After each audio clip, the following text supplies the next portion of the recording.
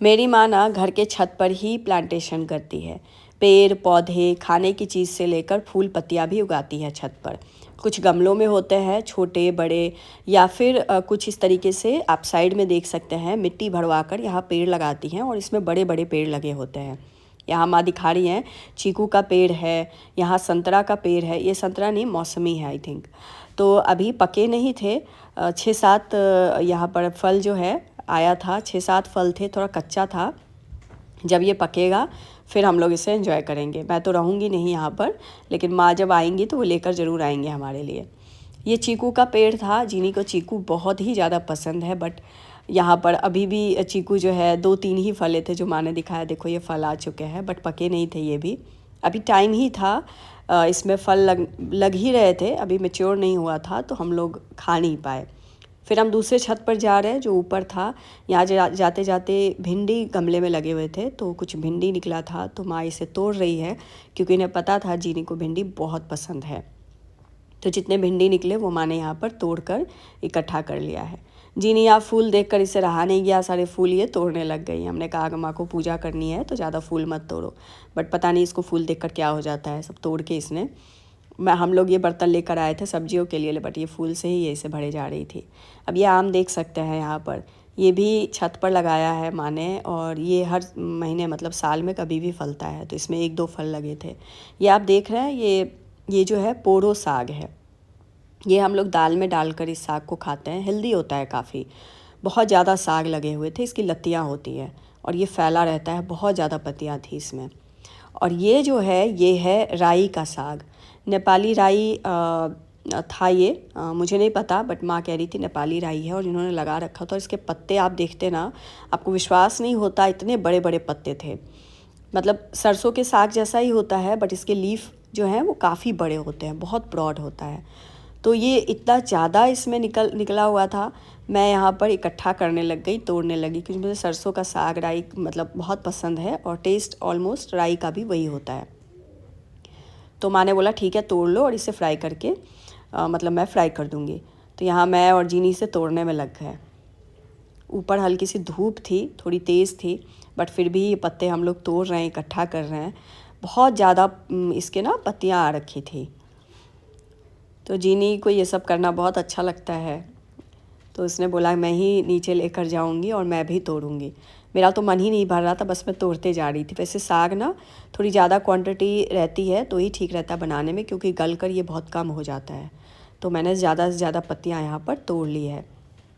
एक अलग से और पौधा मुझे दिखा, इसमें भी कुछ लीफ लगे हुए थे, तो माँ ने बोला था जितना मन करे तो ना तोड़ सकते हो।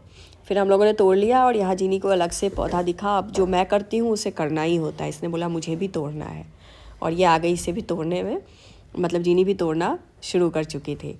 अब ये कह रही थी मैं नीचे लेकर जाऊँगी, मुझे लग भी रहा था कहीं गिर ना जाए ये सीढ़ियों से, मैं इसके पीछे पीछे जा रही थी। और ये देखो कैसे उठा कर ले जा रही है। अब इसे यहाँ पर हेवी लगने लगा तो नीचे बैठ गई थी। अब यहाँ चिली लगे हुए थे, ग्रीन चिली, तो हमने कहा साग के लिए चिली भी तोड़ लेते हैं। तो मैंने इसको सीजर दे दिया, क्योंकि हाथ से ना फिर इसके आँखों में लग जाता उस हाथ से छूती तो इसने सीजर से सारे चिली भी तोड़ लिए। ये देखिए यहाँ पर इसे हेवी लगने लगा था, नीचे रख दिया था उसने, और फिर इसके ऊपर ही मिर्ची डालकर ये नीचे चली गई।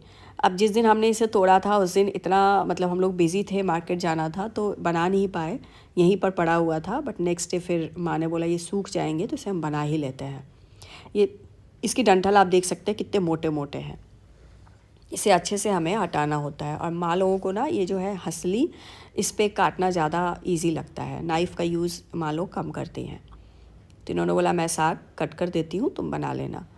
तो ये बहुत बारीक कट कर लेती हैं और इतने स्पीड में काटती हैं ना, मैं कितनी भी कोशिश करती हूँ इस तरीके, मैंने यहाँ रखा हुआ है अपने घर पर, बट मैं यूज़ नहीं कर पाती हूँ। माँ आती हैं वही यूज़ करती हैं, बहुत कोशिश करती हूँ तो भी नहीं कट पाता है, और हाथ भी कट जाते हैं। कई बार मन करता है काटूँ इस तरीके से, लेकिन हाथ ही कट जाता है अल्टीमेटली, फिर छोड़ना पड़ता है।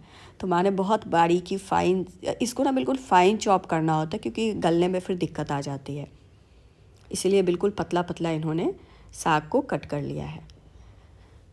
अब इसे अच्छे से वॉश कर लिया। अब अपने छत पर लगा था तो इसमें मिट्टियाँ नहीं थी, गंदगी ज़्यादा नहीं थी, तो बस 2-3 पानी में ही ये अच्छे से वॉश हो गया। पानी अच्छे से इसका स्ट्रेन कर लेंगे और फिर इसे हम फ्राई करेंगे। तो इसके लिए एक पैन ले लेंगे और इसमें डाला है मस्टर्ड ऑयल। मस्टर्ड ऑयल में टेस्ट ज़्यादा अच्छा आता है। अभी आप देख सकते हैं राई के बीज है, तो ये जो पौधा लगा था ना छत पर, उसी के बीज है ये।